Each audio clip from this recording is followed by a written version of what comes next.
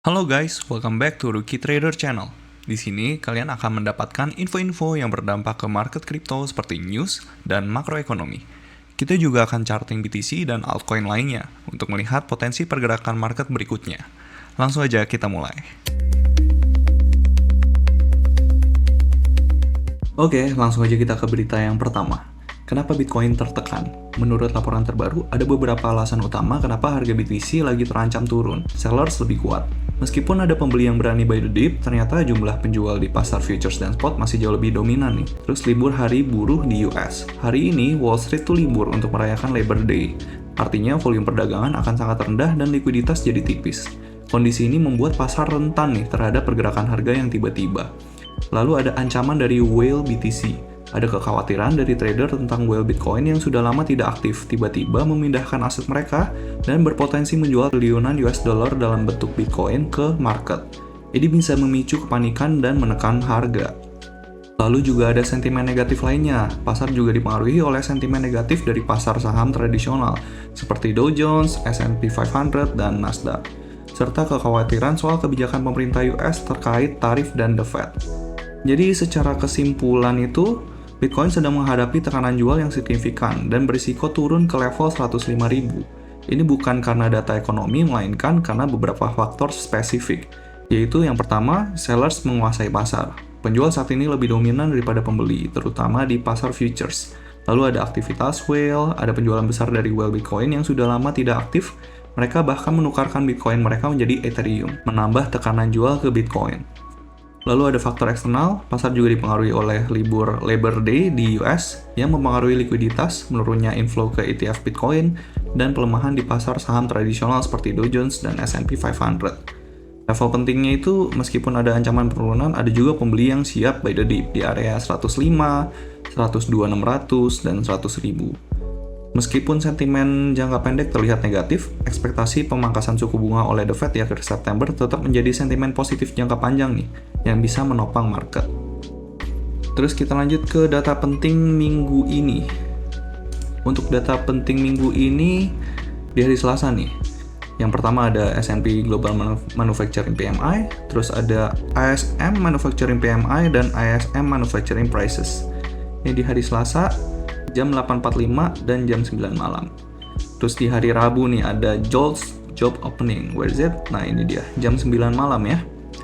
Terus juga di hari Kamis itu ada yang namanya ADP. Nah ada ADP nih, jam 7.15 malam. Ada Initial Jobless Claims, ada S&P Global Composite PMI, ada S&P Global Services PMI, ada ISM Non-Manufacturing PMI, dan ISM Non-Manufacturing Prices. Ini ada lagi di jam 11 malam ada Crude Oil Inventories. Jadi hari Kamis nih lumayan padat ya. So be careful di hari Kamis malam. Lanjut ke hari Jumat. Nah di hari Jumat itu ada yang terpenting itu ada NFP dan juga Unemployment Rate. Ini dua data penting yang bakal dilihat The Fed nih. Terus kita lanjut ke FedWatch Tool. Untuk FedWatch Tool nggak ada banyak perubahan ya, coba kita refresh. Nah iya nih, untuk FedWatch Tool kita masih ada di probability-nya itu di 87,6% untuk The Fed bisa pangkas suku bunga di tanggal 17 September nanti. Nanti kita lihat untuk data actualnya kayak gimana ya. Sambil kita mantau juga data-data penting yang nanti akan keluar di minggu ini. Oke, sekarang kita langsung aja masuk ke Bitcoin. Nah, untuk Bitcoin sendiri sekarang masih berada di harga yang krusial ya. Jadi dia sekarang ada di 107.500, 107.600. Untuk secara daily-nya dia masih ketahan ya di demand daily ini. Semoga dia bisa mempertahankan harga untuk bisa lanjut melakukan rebound nih. Tapi secara lower time frame-nya, kita kemarin itu masih ketahan, bahkan belum sampai di supply 1 hour-nya ya. Masih ketahan di SNR dan sekarang lagi reject nih di SNR ini. Untuk secara 1 jamnya itu masih bearish, 4 hour-nya masih bearish. Daily-nya bisa dikatakan mix ya. Dia bisa jadi bearish, bisa jadi bullish karena pertama dia ini nggak mampu untuk closing secara confident nih di atas resistance ini. Yang juga ini adalah all time high ya. Setelah dia reject dari sini, dia melakukan penurunan yang secara signifikan. Untuk demand daily yang ini atau order block yang ini, kita masih menunggu untuk melihat lower time frame-nya itu gimana, karena lower time frame-nya belum berhasil untuk bullish. Kalau misalnya gue ngeliatnya 1 hour-nya itu perlu untuk kayak gini dulu sih. Set. Kalau misalnya udah kayak gini, dia untuk bullishnya itu gampang, cukup untuk men-take out high point ini kayak gitu. Nah, untuk weekly, untuk penutupan candle weekly kemarin ini lumayan mengkhawatirkan ya, karena dia itu berhasil membentuk bearish engulfing nih, bearish candle yang cukup strong. Cuman secara weekly sebenarnya kita bisa lihat ya, bahkan dia itu masih berada di dalam mother candle ini nih. Jadi pergerakan berapa minggu nih? 1, 2, 3, 4, 5, 6, 7. Dari 7 minggu terakhir itu masih berada di dalam mother candle weekly ini nih. So bisa kita bilang ini masih belum kemana-mana harganya. Bahkan belum kemana-mana itu relatif tinggi ya harganya. Dia masih konsolidasi di atas nih. Jadi kita lihat apakah demand weekly ini itu berhasil untuk mempertahankan harga Bitcoin untuk tetap bullish secara higher time frame. Lalu kita lanjut ke Ethereum. Untuk Ethereum lebih bagus ya daripada Bitcoin di higher time frame-nya, walaupun memang dia masih berada di dalam mother candle ini, atau bahkan kita bisa bilang mother candle-nya yang ini ya, itu masih melakukan konsolidasi di atas nih, di area all time high. Untuk penutupan candle weekly kemarin, Ethereum itu terbilang bearish ya. Tapi bearishnya nggak terlalu signifikan karena masih bertahan di atas nih. Dan nggak nge-engulf candle weekly yang kemarin, kayak gitu. Terus untuk daily-nya sama, kita bisa lihat harga Ethereum itu nggak kemana-mana ya. Masih di sini-sini aja. Coba kita lihat ke garis-garis yang udah kita buat nih. Untuk sekarang banget, daily-nya masih bullish, masih berada di OTA area, cuman nanti kita perlu lihat nih di lower time frame-nya dia udah berhasil untuk bullish atau enggak. Kalau secara 4 hour-nya sih dia still bullish ya, dia masih ketahan di demand 4 hour ini, terus sekarang lagi mencoba untuk bertahan di atas SNR ini. Kita coba lihat ke 1 hour-nya. Nah, untuk 1 hour-nya ada kondisi yang menarik nih, jadi 1 hour-nya itu bisa kita lihat di sini. Kalau misalnya kita mengconsider ini menjadi break of structure, di sini otomatis udah melakukan market structure shift nih, yang membuat Ethereum itu sekarang lagi mencoba berusaha closing di atas demand 1 hour ini. Memang belum di testing ya, cuman ini kita bisa menganalisa bahwa harganya Ethereum di 1 hour itu udah bullish gitu. So untuk outlook-nya mungkin bisa seperti ini nih untuk Ethereum di 1 hour-nya. Terus coba kita lihat di 15 minutes-nya, sama nih. Untuk 15 minutes-nya masih di sini demand-nya. Jadi kita bisa memanfaatkan ini untuk pergerakan Ethereum mungkin kayak gini ya. Oke, seperti itu. Tapi ingat gak perlu buru-buru ya, ini masih hari Senin. Hari Senin itu cenderung banyak melakukan manipulasi karena the first day of the week. Biasanya kalau misalnya candle pertama weekly itu tercipta, dia masih mencari lowest point dan highest point-nya. Jadi bisa ada volatilitas yang mungkin aja nggak sesuai nih sama harapan kita, kayak gitu. Terus kita lanjut ke Bitcoin dominance. Nah, untuk Bitcoin dominance kita balik lagi ya. Dia udah ngetes ke demand 4 hour ini. Untuk 1 hour-nya sih still bearish dengan supply-nya ada di sini. Ini supply 1 hour-nya. Tapi untuk 4 hour-nya ini still bullish. Jadi bisa dibilang ini masih konsolidasi ya, karena dia banyak melakukan market structure shift nih di sini. Di sini juga masih ada, tapi gue nggak mau banyak-banyak ada marking ya di sini. Kita cukup lihat di demand 4 hour-nya aja, kayak gitu. Overall still bearish, kita masih menunggu untuk Bitcoin dominance bisa nge-breakdown demand 4 hour ini supaya 4 hour-nya itu back to bearish lagi. Nah, terus habis itu kita lanjut ke total ES.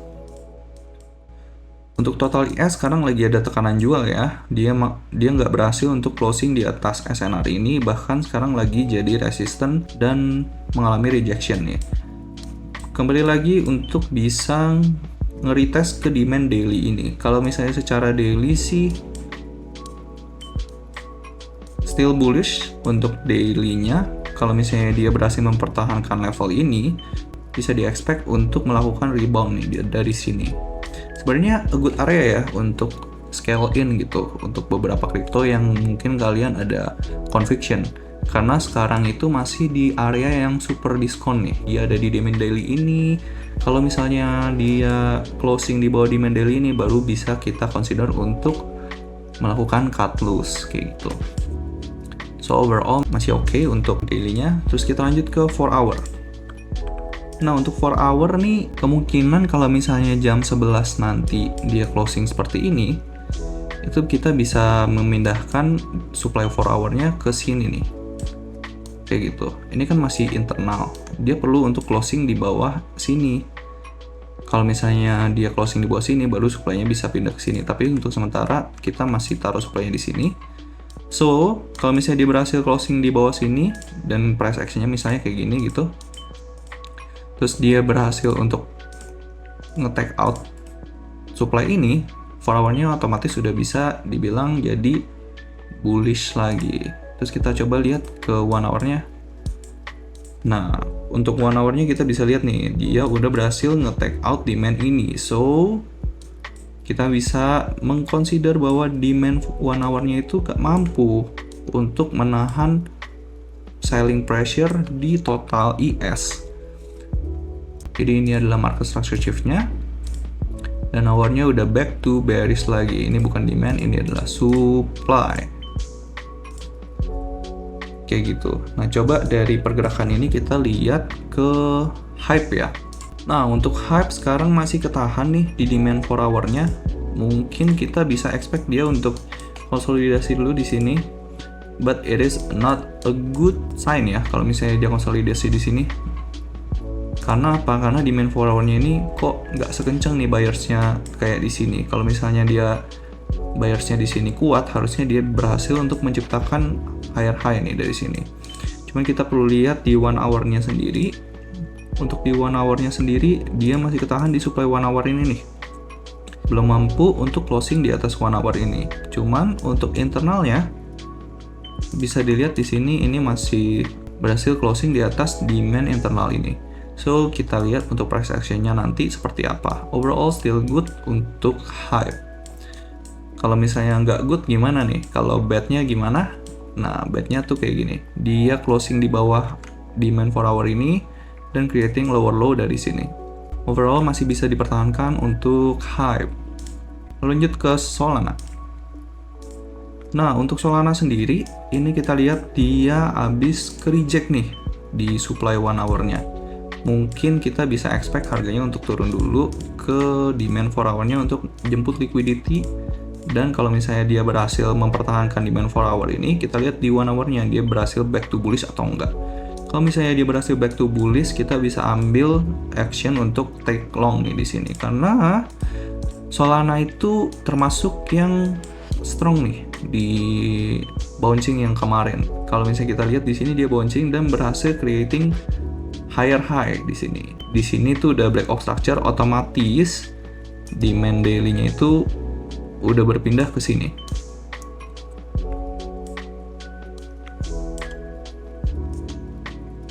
Nah, kayak gitu. Terus kita perlu pantau nanti untuk closing di lower time frame-nya seperti apa ya. Karena kita lihat di sini untuk 4 hour-nya demand-nya masih di sini nih. Kayak gitu. Kalau misalnya dia closing di bawah area krusial ini, kita bisa expect harganya untuk lebih turun lagi. Plus, Solana sebenarnya lagi bermain di antara dua SNR ini nih. Jadi perlu diingat kalau misalnya dia closing di bawah SNR ini juga bad indication. For now, itu masih good indication aja buat Solana. Still good, masih bisa dipertahankan untuk Solana.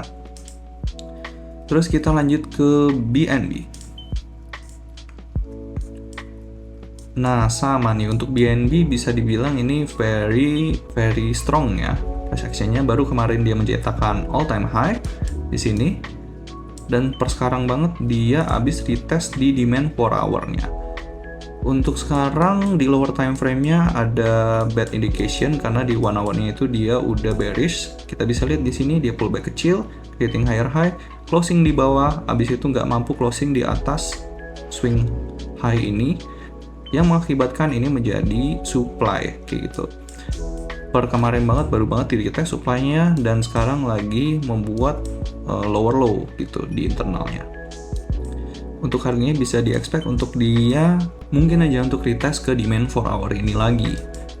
Hopefully dia bisa retest dan mengakibatkan harganya itu mantul secara signifikan, karena sebenarnya bisa dilihat itu kalau misalnya BNB lagi fase price discovery, tapi price discovery-nya itu terhambat dengan pergerakan Bitcoin ya.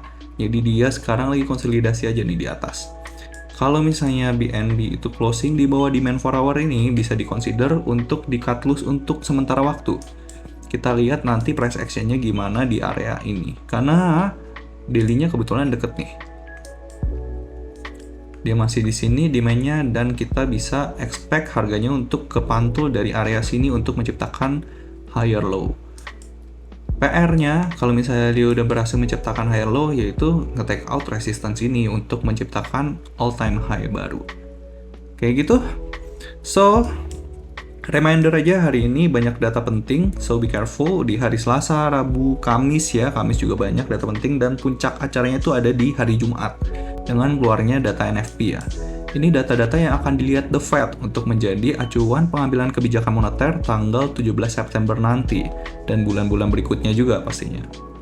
So, that's gonna be the update untuk video kali ini. Thank you very much for the support untuk YouTube channel ini. Kalau kalian merasa terbantu dengan video ini, let me know di kolom komentar. Saya akan dengan senang hati terus membagikan informasi ke teman-teman sekalian. God bless you and see you in the next update. Cheers, bye-bye. Dan kalau kalian memiliki request untuk charting altcoin tertentu, atau punya pertanyaan seputar kripto dan market, kalian bisa langsung request di kolom komentar. Thank you sudah menonton video ini sampai akhir. Kalau kalian merasa video ini bermanfaat, kalian bisa like, nyalakan notifikasi, dan pastinya subscribe ke channel ini. See you guys in the next video.